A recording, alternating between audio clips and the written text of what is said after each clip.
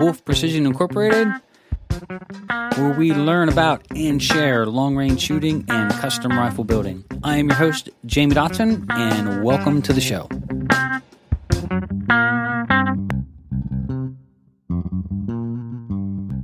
Hi, and welcome to episode 154 of Wolf Precision's Long-Range Shooting and Custom Rifle Building podcast. I'm your host, Jamie Dotson, and welcome back to the show. In this episode, we're going to continue on our series where we're talking about and saying, hey, you want to get into long-range shooting. So this whole series is going to be talking about things to take into consideration. And this one I've spent a fair amount of time thinking about over the last week, and we've just had a couple of our long-range shooting schools finish up, and I'm going to title this one Never Compromise, and want to dive into our thoughts when you get into custom versus factory and everything in between. So it ought to be a great podcast. Might be a little bit longer. I'm sitting here, nice quiet morning. Richard's off today. Got a big cup of coffee in my hand. I'm really looking forward to this one because I'm going to be very candid, very open, and very honest. So thank you for taking the time to join us here. Without further ado, here we go. So we'd like to say thank you to a couple of our sponsors. We'd like to thank TriggerTech. TriggerTech is the maker of fine rifle triggers. They are made in great neighbors in the north, Canada, and they are made in lots of different makes and models. They're roller pin design. They're end-user friendly to install. They're safe and end-user adjustable. So we put them in all of our custom rifles here, and we would like to suggest if you want to upgrade your rifle, upgrade with the best, and that is TriggerTech. You can learn more about TriggerTech at triggertech.com. That's triggertech.com. We'd also like to thank Krieger Barrels. Krieger is the maker of fine rifle barrels. They're made in the great state of Wisconsin. They are cut rifle. They have a new program called Krieger Direct where you can go on and order your barrel and have it in as little as 2 to 3 business days. So if you want the best and you want to upgrade your rifle, or if you're considering building a custom, stop over to KriegerDirect.com. That's KriegerDirect.com today. So like I said, Richard is off today and was really spending some time thinking about this podcast and how I wanted to approach it. But there really isn't any way to do it other than just to be honest and say, look, here's our experience over 2 decades, and here's why, and here's what led us to where we're at today, and here's what you can expect to see. So we were going to talk about stocks in this podcast, but I think I'm going to wrap it up and say that it's just never compromise on all the parts and pieces that we're talking about, but we're talking about rifles, and we're talking about getting in to learn the art of long-range shooting. And so many times, we get sold a lot. Like I always say that the only reason rifles aren't made in China, even customs, is because we can't have them made there and shipped here. They're made here and they're manufactured here, but most of the companies that are manufacturing rifles are corporate owned, or they have investors, they have people in the background that they have to worry about producing profit. And it really creates a lot of problems because the power of the marketing on the other end, the power of YouTube and influencers, the power of everything that you see from the writers, which, again, they're there to write a glorified review of anything that they touch. And a lot of times they don't even touch the product. So they get paid by advertising. They get paid by advertising dollars. It's where they make their living. So they are not going to write a bad review. Let's just say that they are sort of tied to the thing that could kill them. Like they have an obligation. They're shackled to the lion, and they have to, in order to survive, they have to make that lion happy, right? So let's dive into the never compromise, right? We just finished up 2 long-range shooting schools almost back-to-back, and we've had several clients come in over the last couple weeks. And this isn't new, the story that I'm going to share with you, but this is why we started building our own. I just want to explain the problems. We had a customer bring through a really high-end $6,000 quote-unquote factory sniper rifle, right? And it was made here in the United States, and he had done all of his work. Now, this gentleman is pretty smart. He's an engineer by trade. He's one of 43 people that have climbed all 7 summits and has been to the North and South Pole. So he is an explorer. He is really passionate about everything that he does. He worked and paid for all of this on his own, so he's not a trust fund baby. This gentleman worked his entire life away to do and have these great adventures, and he's got a great story behind it. Maybe someday we'll invite him on the podcast. But his experience here at the school on day 1 sucked. I mean, it did. He brought and bought everything, bought the best, was sold the best, was told that this is what you need. How can you go wrong? was told that you can change calibers out easy, and the rifle just did not perform. Had a Night Force scope on it. There was nothing cheap about this rifle, and yet we could barely hold them on, 1.5 inch, 2 inch paper. Now, long term will play out if there's a problem with the rifle. I'm going to say there's got to be a lot more testing on it, but halfway through the course, I believe on day 2, we switched him right over to a school rifle, and for the next 2 days, he enjoyed himself. Here's what happens when you get into long-range shooting. Don't compromise. This isn't shooting deer at 100 yards or shooting paper at 100 yards. This isn't a 22 long rifle going out and shooting squirrels at 22 yards. This is trying to shoot really long range and trying to enjoy yourself. And this is where you really have to take the aspect that you're on the fringe of what most rifles can do, and you're wanting to enjoy it, and you have to not compromise on your equipment. I have watched over 2 decades of shooters just suffer the horrific consequences of not having fun, of having rounds go all over the place, anomalies happening, weird stuff happening, something's not working right, this next thing isn't working right. Life is too short. Life is too short to be down that, I call it sticking your head in a bucket, and all because of the power of marketing and the power of selling you what is good enough. So let's talk about manufacturing here a little bit. When people get into long-range shooting, there's just a million things out there now you can read. I'm just going to pull up a really nice article that I found that to me was just stunning. So the name of the article is the perfect custom long range rifle setup on a budget. And I read the whole article. You can go back and read it. I don't know the writer, and I don't mean to offend the daylights out of him, but he's saying that a custom rifle can cost between $5,000 and $10,000, and he's trying to do it with his total setup of $2,498, and this is what he's selling. But then when you go down and you look at his budget here, what I find to be just absolutely hilarious. This is the stuff that you'll see and read, by the way. He upgraded a trigger. He talked about a stock that he had purchased. But at the bottom of the article, here's his priorities, right? So he bought this rifle, a factory rifle. He did a stock upgrade, right? He paid $269 for his stock and chassis. I want you to keep that in mind now, $269. He paid $119 for his rail, $75 for his scope rings. Keep that in mind. Custom gun finish upgrade. So he paid $269 for his stock and paid $300 to have a custom Cerakoted. And then he's telling everybody that, this is how you want to build your long-range rifle. And these are the parts that I use in the success that I had. And these articles, it's a beautiful rifle. It's a beautiful Cerakote job. But $75 rings for a 1,000-yard rifle? I don't think so. Not if you're really looking for rock solid. A $269 stock, then you invest $300 to paint it.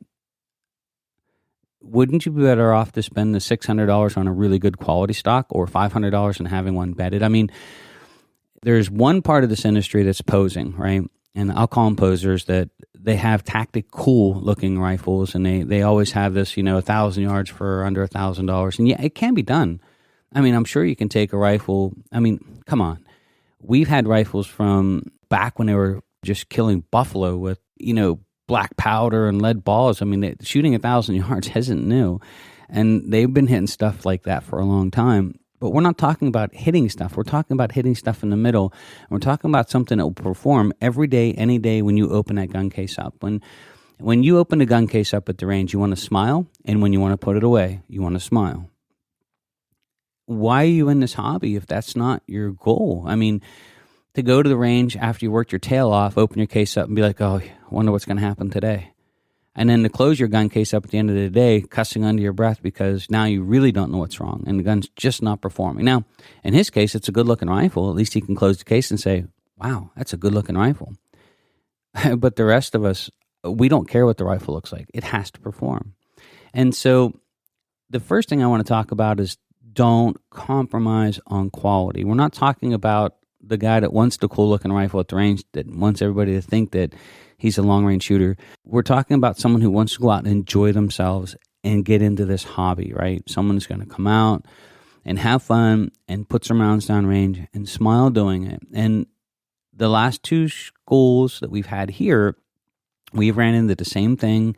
I can rinse and repeat it for nearly 2 decades of 1 or 2 people bring rifles, and they're just a train wreck. They're not up to the level, even though they're sold and marketed as such. And we get sold it. And, there we are. I guarantee it, when he went back home after the first day or the hotel, in his mind, he was like, this sucks. I'm not having fun. And we have lost a lot of great shooters or potential people that would enjoy what we do because of it. They just quit. I mean, let's face it, if you're not having fun, how long are you going to keep doing it? Modern manufacturing, here's the problem with compromise. First of all, we have a lot of businesses here in the United States that compromise on everything. I mean, our ethics, our morals, our service. We want to buy everything at the lowest. We want to manufacture it the cheapest, and we want to sell it at the highest margins to make our investors happy. There was an article written about, I've been looking for it all morning here, and I just can't quite find it. I read it years ago. It was about when the British were working to tool up for World War I or World War II. It was a great article that was written that some world-class rifles and designs were submitted, rifles that were beyond perfect, that if they were built the way the original designers had intended, would have performed and been perfect for everything that they were looking to do. The problem is that the entire process, from taking it from what the designer said needed to be done until it turns into a finished process, gets totally wrecked. Through the whole process, everybody finds a way to make it cheaper, make it faster. Well, if we compromise here just a little bit, we can shave off 15 minutes of machining time. And if we just use this material rather than that material, we can save $3 in material. And if you see how this goes? And keep in mind, the old saying is that 20% of your effort is what separates the best. 80% of your efforts are wasted. 20% is where the magic happens. But you have to do all 100% to get that magic 20. As soon as you start compromising, you're getting rid of all the things that make that thing magical. And our major manufacturing processes, as much as you would like to think that everybody's doing it the best way they can, that's not true. They're doing it the cheapest way, the fastest way, and in a lot of cases with investors involved, the most profitable way, because they have to answer every quarter to somebody that's looking over their shoulder saying, well, how much are we getting paid this month? Well, why are we doing it that way? And it's a race to the bottom as far as pricing. Everybody's trying to outdo the other. And when that happens, it's really bad, because what happens is the customer suffers. You think you're getting a great deal by buying something a lot less. It's cheaper now. Wow. That's awesome. This rifle used to be, $1,600. Now it's $1,200. It's great. The problem is what changed to allow that rifle to drop that much, because they still have to make their margin. They still have to make a profit, not just for themselves, but for their investors. So when I was thinking about how to address the stocks this morning, and I was reading some articles like the one I just talked about, you'll find them all over the internet. But you'll rarely find someone who won't compromise their quality and saying, like, we're working on a muzzle brake design right now. And, you can look at all the muzzle brakes that are on the market. And muzzle brakes have an efficiency level of about 35 to 45%. I mean, that's sort of where they're going to start to peter out. But the designs are wrong. And not the designs as far as the performance, but the designs on how they attach it to the rifle. And when you take a crown and you stretch the threads, with a jam nut, pulling the threads away from each other, you damage the rifling. I mean, you've got a very thin walled round part that stretches. When you lock 2 threads together against a shoulder, there's a tensile strength. That's sort of held together not just because of the pressure that you're putting on the threads, but the fact that the underneath the threads actually stretches a little bit. Almost think of it like a gum band pulling out, and now has that stretch holding it in place. And not a good thing to do on the end of your muzzle. I have seen people tighten muzzle brakes up that weren't machined properly. So, for example, there should be a relief cut at the back of the threads on a muzzle. So if you picture like where a muzzle brake attaches to a gun, there's a relief cut there. And that's so that you don't have that almost, if you picture like an edge that catches the inside bottom corner of the muzzle brake shoulder. So it keeps the muzzle brake held away from the actual shoulder of the barrel. So if you can picture like when the threads come back, rather than it dipping down, giving a relief cut for the muzzle brake to pass over to hit a solid wall, it actually starts to swoop up in a 90-degree angle and creates a little curve. And that little shoulder catches the inside shoulder of the muzzle brake unless it's chamfered really good, right? And I remember an incident with the 300 Ultra Mag where that had happened, and they forced the muzzle brake to the shoulder. So in other words, they cranked on it like crazy. That rifle instantly stopped shooting. It was horrible. Destroyed the accuracy of the rifle. They stretched that muzzle. They're pulling it, and it's just not good. And there's been studies that said that even like when you machine down to like half 28, you open the bore up, and at the very end of the muzzle, it's measurable. It's been done. I go back and watch lots of videos for guys that know and have done this stuff, that at the muzzle, you want it to be tight. You know, like you want your rifling to stay tight to the very end. And when you take too much material off, you open the muzzle out, almost like consider it like a bell mouth, and all of a sudden the bullet's loose. Gas has passed by. And so the proper way to put a muzzle brake on is to clamp it to the threads, putting some pressure on the actual threads down, compressing the bore, keeping the bore tight, not allowing it to expand. Even some of the, I can't say their names, I wish I could. I got the chance to spend some time with some great ballisticians and people who are experts in the field, and they've even said that 5/8-24 can open your muzzle up, and that they prefer next step up in threads. That really gives them a much better lockup and less chance of opening the bore. These are people that were super crazy about accurate and that know a lot. They get to spend time spending tens of thousands of rounds downrange, A/Bing and C'ing and testing all this stuff. So something so simple as a design of a muzzle brake, there's ways to make it right, but it's a lot more difficult. I mean, there is a way to do it, and we're actually working on it. And we can fall victim to the same mentality that every other manufacturer falls into as well. You know, you have this perfect design and you're like, this is the way that it should be made. But right away when you start designing it, you start to see all the complexities in making it, all the additional tooling. Like, for example, we're going to need some specific tooling that allows us to work on a Y-axis in the Akuma. Well, the Y-axis Akuma is really expensive compared to a standard lathe. Then on top of that, the live tooling that we're going to need is close to $20,000. And that's not counting the actual cutters. That's just the live tooling, right? And so you start looking at all these things to make the perfect muzzle brake, and you're like, well, everybody else does it this way, and it seems to work just fine. It's so easy to compromise and say, oh, we could spit them out twice as fast. We could save ourselves at least $10,000 in live tooling and not have to worry about doing these extra couple steps that we want to do to make the perfect brake the way it should be designed. That would be very easy to do. And would the customer know any difference? No, because it's just what everybody else does. You know, is it going to hurt the accuracy of the rifle? Potentially. Does it make a difference? We think it does. You know, I guess, in everything that we've always tried to do, and what's got me into the business that we're in now is when I started building custom rifles, I was not really enthralled or happy with how everybody else was building them. I didn't want anyone to compromise on my rifle. I loved shooting. It was in my blood. It made me, when I went to the range, I wanted to have confidence that everything was built perfect. Not good, not good enough, not an A, not an A+. We're talking 4.0 average, right? And you cannot buy that. Nobody's going to build something the way that you would want it built to perfection. Look at every house that's ever been built. Look at every custom sports car, custom paint job. I mean, if you didn't do it the exact way that you wanted it done, they're going to do it the way that they want to do it. And it might not be your way.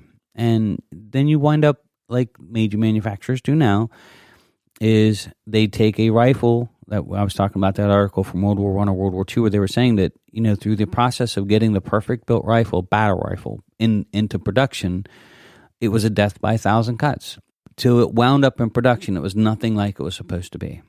And that happens all the time. The things that made it special, the things that made it accurate, the things that made it reliable get destroyed, not with the intent of destroying it, but with the intent of trying to find a way to make it cheaper, faster, make it more efficient in manufacturing, which I get it. You know, that part's important. You have to think about your processes and you have to think about your approach. But all of that's a compromise. And when you're starting to talk about getting into long range shooting, my best advice I can give you when it comes to this stuff is don't compromise. Don't buy the $269 stock and then put a $300 paint job on it. You're not getting any extra points at long range. And be careful and wary of factory guns and even custom rifles. A lot of times that, and I say it here in the classroom, getting a custom rifle, getting a factory rifle. Factory rifles is a great place to learn and start to get into the art of long-range shooting. But if you really are addicted and you've got the bug and you really want to master this, your equipment becomes your Achilles heel, and it has to be perfect every single time. And that's what got us into what we do now. That's how you should be approaching if you have to buy a factory rifle. If you would like to buy factory rifles, don't compromise on any of the parts and pieces. Don't compromise on the stock. If you pick it up and that stock is gummy and moving all over the place or rattling all over the place or chintzy feeling, that's a red flag. Make sure that you get the best that you can get and with as little as compromise as possible. And it might pigeonhole you to just two choices for factory guns that are good starters. But as soon as you start compromising all these little things, it's going to take away everything that's supposed to make this sport special. And here in the last class, as soon as he picked up the school rifle, he was absolutely enthralled with it. He had a great time. He scored one of the highest points on our test day. So he went from barely holding on, I mean, could barely keep it inside of an inch and a half circle, to not just taking our top gun hat for the class, but scoring in the 1100s. So for anyone that's taken our long-range shooting school here, you'll know that 950 to 1050 on test day is a pretty good score. He was like 1150 or something. I mean, that's a really strong score from someone who, if he would have kept shooting that rifle that he bought, I'll guarantee he would have been in the 550, 600 range. So equipment matters. And I don't want to buy into and tell everybody that hey, you don't have to go custom to do this. You can spend $1,000 and shoot 1,000 yards. Yeah, you sure can. How much do you want to smile while you're doing it? And so for me to be honest with you is like, if you have the wherewithal, absolutely pay really close attention to the core part of the rifle. Buy the best that you can afford, and it will pay dividends in the long run. Be careful in selecting the people who build it. Just because it's a custom rifle and you got 7 custom rifles laying on the line, you can't pick them apart. Everything on a custom rifle is the shell of a car, right? When a rifle's complete and set in there in a stock, you can look at 6 of them. They look exactly the same. You can take 6 cars in a parking lot and park them alongside each other, painted and buffed up, and they, polished wheels. One of them has no engine. One of them has no exhaust. One of them was dunked in flood water and completely destroyed the interior and stinks, but from the outside looks beautiful. You see where this is going? It's not what you can see that makes a difference. It's what you can't see, and having confidence in the people that built it, that they did it right. And not just close, right? Or not just close enough. And I hear that all the time in people that we work with and other industries. One of the sayings in gunsmithing is tents are for Indians. No disrespect to Indians, but they're talking about 1/10,000s.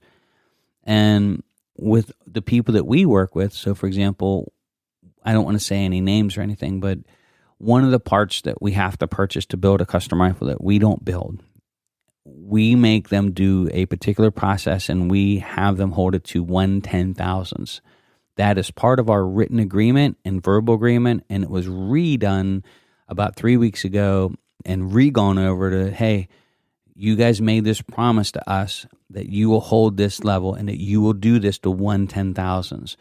You might think this is funny and you might think it's just us being a hard ass or being difficult for no reason and walk away going, 1/10,000's my ass. He's just saying that to be difficult so he can pound his chest and say that, he holds his. It's not. It's what we believe in.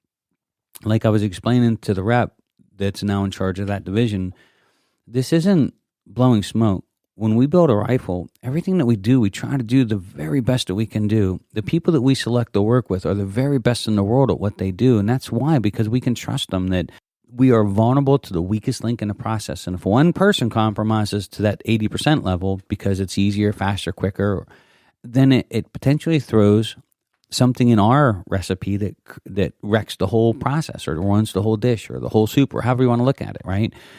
And so I was explaining it to him because I thought it was important for him to know that this isn't just talk. This isn't something that we want everybody to do all this so we can just brag about it or we're just being difficult. This is our beliefs. This is how we operate. This is what we do. It's not a joke. And if you don't want to do it, then you tell us and we'll take it elsewhere.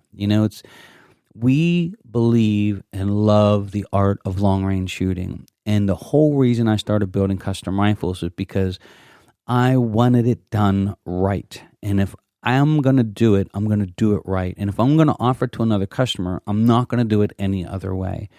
So this muzzle brake design that we're working on right now, same thing. It's going to be difficult to manufacture. It's going to probably take more time than some of the lesser expensive brakes that you can purchase. But it will be done right without a negative influence to the accuracy of the rifle. That's all we can do. And we're not going to compromise the design to put it in manufacturing. We're not going to say, well, we can back this off here, or we can do this there. And that's common, and that happens all the time. So when you're selecting your rifle and you're thinking about getting into long-range shooting, don't buy into the posing thing. Try to be careful of what's in front of your eyes as far as the optics or the illusion that it's a cool rifle or that, and be careful on branding. I don't want to say a name. The rifle that came here to the school had a system that we don't believe in, like a clamp system that just hasn't proven itself over time. And it's supposed to be a quick change barrel system. And we know that potentially that problem's not solved yet. It has potential for these problems, right? So without saying any names, it is like in the even in the military applications they've been involved in, and it was a complete compromise. The gentleman had thought he was buying the best that he could get for a factory rifle and spent $6,000 just on the rifle. And there the other guys are with school class rifles that have 2,000 rounds through the guns, scopes that have been on the line for 10 years, and they're just running circles around them. And they're having the time of their lives, and he is just absolutely in a wall of frustration. And I am so grateful and glad that he decided to go to school rifle on the second day, and it saved his experience. But when I wanted to talk about this podcast here, that's what I wanted to say is like, over the last 15 years, I can tell you that his experience is not unique and that it happens all the time. And we always bring extra school rifles for that reason is, the customer always thinks they're buying the right thing. They're being sold the right thing. They're being told the right things to make the purchase. They're being reassured that they're making the right purchase and that these rifles will definitely do everything they're asking it to do. But they fall victim to things that they just don't know. And then when they bring it here, it goes to hell in a handbag. They do not have fun. And in some ways, that sort of breaks my heart a little bit that this is what I love to do. The shooting part of it is what's got me where I'm at today. And even in starting this crazy business all those years ago, and to watch somebody not enjoying themselves and to watch somebody who took $6,000 of their hard-earned money just for the rifle to buy this rifle and it not perform. It did not perform. Same thing with the class previous. I really let the rifle go through the course that probably was borderline acceptable. And the customer was leaving. Now, this was another brand, but this is a semi-custom hunting rifle. Think top of the line, right? It did not perform very well at all. And through the entire course of the day, at the end of the day, he was like, I'm probably going to call you and build a little bit lighter recoiling hunting rifle with you, here later on. But, you could tell that the rifle had a beautiful paint job. It was, every bit and bob that could be sold with it for marketing and branding power was there. He had every toy that you could fill a backpack with and really expensive stuff. And yet, would I put it up against a Savage? I probably would. I would say that it was an $8,000 mistake. So the customer before that brought a home kit build that he bought all the parts and pieces because this is what, if you go on the forums and you see people doing this, and this is a great way to build a custom rifle and do it cheaply. And he wound up with a rifle that not only did not perform, but one that actually had some other more serious issues, including a piece coming out and flying back and hit me in the face that come free from a suppressor because it wasn't installed properly. And it was just carbon. It was carbon blowing back around the back of the suppressor. But at the same time, there he is. He fell victim to things he didn't know and spent a lot of hard-earned money, and I'll guarantee he's not having fun. So when you're going out and you say you want to get into long-range shooting, be really careful of all the articles that you read. look at the fine lines, like this article I was talking about with the $300 and some paint job on a $269 stock. To me, that would be a bad investment. I mean, y'all want our stuff to look good, and we want it to be, really nice looking optics on the line that, hey, this is a beautiful rifle. But if that was my budget, if I had $2,600 to spend, I would be really honed in on getting the best rifle I can for that money. And if I had to, I would wait 6 months more and save for it and try to get into like a custom rifle in the $3,600 range that was built properly. Because what I find amazing is now the gaps are closing. So the higher end factory rifles that are still factory rifles made, some of them with machines that are still operating from World War II and the Vietnam era, are getting into that $1,200, $1,400, and $2,200 price range. You're now within $1,000 or $1,200 of even our entry level custom rifles, and at that point, it's an absolute no brainer. Then I would tell you to go custom all day long, even if it meant selling one of your Safe Queens or a rifle that you hadn't shot in a while to put that towards the kitty, or taking and saving up an extra 6 months while the rifle's being built. I would without a doubt say that is a better investment long term, because you're going to get what you paid for, and you're going to get a rifle to go out and enjoy yourself and have fun shooting the art of long range. If you do go with a factory rifle, pay attention to everything quality about that rifle. Check every bit and bob and piece of it. Bend and flex and move stuff around. Grab the barrel between the stock and the barrel at the forearm and squeeze it. And see how easy that stock collapses and touches the barrel. How soft and pliable and how easy it is to move around. When you're buying a bipod, make sure that, like we were talking about, Harris or Atlas or something that's really solid and strong, that's not going to be all over the place. So buy quality if you're going to get into 1,000 yard or beyond, or if you want to enjoy yourself in marksmanship and precision shooting. Just focus on making sure that you're buying the best and don't compromise. So we do want to say a quick thank you to MDT. MDT is a proud sponsor of the show. They make world-class chassis, including the J. Allen. We have one here on our stock wall. Then you got the ACC Elite, and you've got the new Timber, which we haven't gotten one of those in yet. We're sort of excited to take a look at it. And then, of course, the Oryx, right down to $425 or something. Pretty solid chassis. I would give that a pass. We actually have that as our entry-level rifle for a reason. It's a solid chassis, and it's a good addition to our custom rifles. That it's a good way to break into the art and the things that we do at long range without breaking the bank. And for me, it's a solid stock. It's going to allow the rifle to shoot the way it's supposed to. It's not pliable and mushy and bending all over the place. We had a customer call the other day and asking about this particular stock and that we've had here before, and it was just like, I'm like, if you can picture laying on a rubber band, that's sort of what the stock feels like. Why you don't see it on our website? And he laughed a little bit. But, if you want to upgrade your factory rifle, one of the things that the factories do is they're just not great stock makers. A million compromises to get them into production. A million compromises. They're always looking for a way to do it a little bit cheaper and a little bit faster and a little bit more efficient. And in the end, that's where the rubber meets the road. That's the tires on your car. And so upgrading your chassis means a lot, especially if you have a decent shooting rifle. So you can stop over to mdttac.com. That's mdttac.com. So thank you so much for taking the time to join us here at the podcast. I'm trying to be candid on this one. I'm sitting here drinking a cup of coffee, enjoying a nice quiet morning, and just really want to be open and honest with you and say, look, no fluff, no puff. This is me being, if I was talking to myself 25 years ago, this is what I would be telling myself, and just with all the best intentions and good heart as possible. We do have a couple updates to go over. We have our online long-range shooting school. We're doing our last in-classroom session. We're filming it now. It'll be released on Saturday.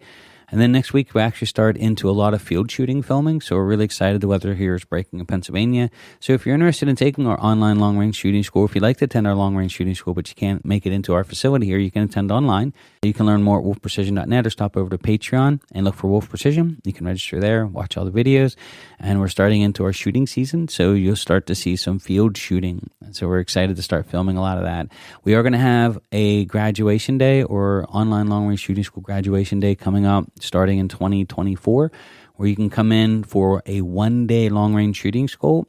You can attend and take all the classes, all the classroom sessions from the convenience and comforts of your own home. You can come in and spend a graduate day, or us actually doing the field shooting portion under our guidance and just do it in one day. So we think it's going to be a really great way for customers to come in efficiently and effectively without having to take 2 or 3 days off work and all the other expenses that go on it. So looking forward to that. You'll be seeing some of that coming up soon. You also see our gunsmithing, online gunsmithing, as well as online reloading schools will eventually start to work their way into our online tutorial sessions. You'll see them coming up in 2024 as well. So there's going to be a lot more coming. Right now, we're just focused on the online long-range shooting school. If you have interest, up over at wolfprecision.net or again at Patreon. If you enjoy the podcast and you'd like to be part of our show, you can join us and be a Wolfpack Patreon member. It's $3 a month. We really appreciate that, all those that sign up and support the show. And then, of course, we really do appreciate anyone that leaves nice feedbacks or comments. If you enjoy the podcast, if you would like to leave a comment below, it helps us in our ratings. And if you enjoyed the art of long-range shooting and you don't mind sharing it with other people, you know other people that like, more than welcome to share the podcast. We always say thank you for doing that as well. So we're going to continue on our series. So you want to get into long-range shooting. And the next podcast, we are going to dive into a little bit with optics and talk a little bit about open and honest, what we would tell ourselves if we were talking to ourselves from 30 years ago. And so it ought to be a good one. We talk about it here at the shooting school a lot. We know it affects just as much of your fun with the rifle as the actual rifle itself. So it ought to be a great podcast. So until then, thank you so much for taking the time to join us here. My name is Jamie Dotson. I'm your host, and you're listening to the Long Range Shooting and Custom Rifle Building Podcast.